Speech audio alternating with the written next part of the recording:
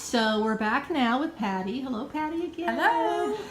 And we realize the dishwasher is running in the background, which is fabulous because when you're sewing at home, the dishwasher may be running when you're sewing a Wanda head. So Patty's turning the Wanda inside out. And remember, unless you've pre-ordered to get a face done, then you won't have a face on your Wanda at this point. And so it'll just be two pink pieces, but we have the face. And so now Patty's going to stuff Wanda's head. And just like we talked about before, there's no perfect stuffing amount.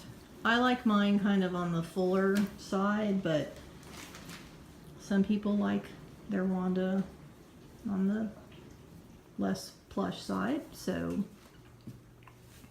and you can just pack that plush stuffing in.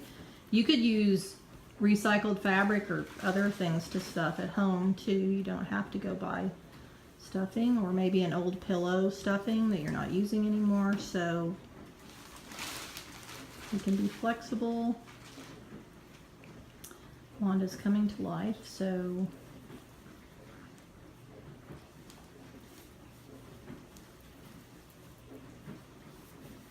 just keep packing the stuffing in and kind of smushing it around.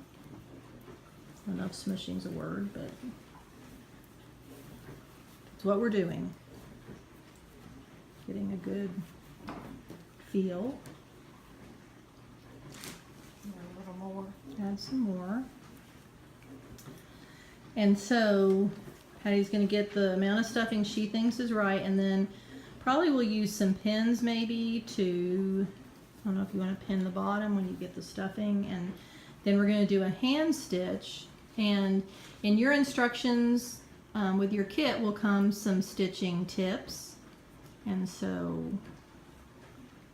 we're going to pin it right now, and then Patty has already threaded a needle and she'll show you how to get started with that. We're getting closer to a completed Wanda pillow.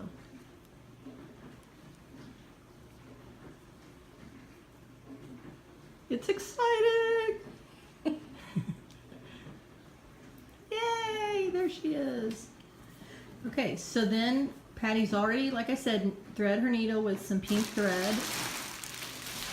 And we're choosing pink because Wanda's pink, but you could pick another color if you want. So did you tie a knot off Yes, already? I did. Okay. I'm sorry. That's okay. So On one end. so you just, how did you do that? Can you just wrap it around and kind of, yeah, pull it through. Perfect. Make sure on one end of the thread you have a knot. I have to use a needle threader, but Patty didn't have to. She has good eyesight.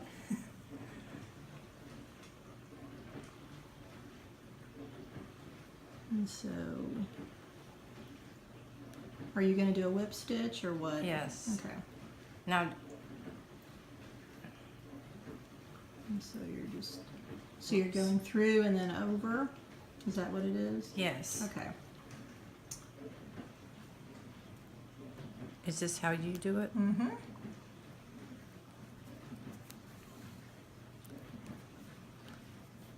So you just go through. Sometimes with the plush fabric, it can be hard to get the needle through. That's what you need a thimble for, right? Mm-hmm.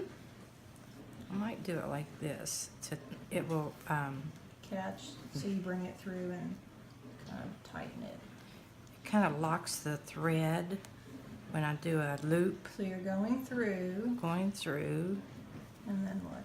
and then I'm going this, and then I go underneath the thread, and then it kind of like locks it, and it, see how I do that? Mm-hmm. So try it again. So I'm gonna go through both pieces. Let me get that out of the way. Go through both pieces. And then before I pull it tight, I go back under this thread, and then it makes a, see how it makes a, Yes. And when we get to the end, then you can do that a couple times to knot it off, right? Okay. All right, so you'll do this all the way to the end. Then at the end, you'll go through a few times and do what Patty's done, which is you pick up the thread to kind of lock in the stitch at the end.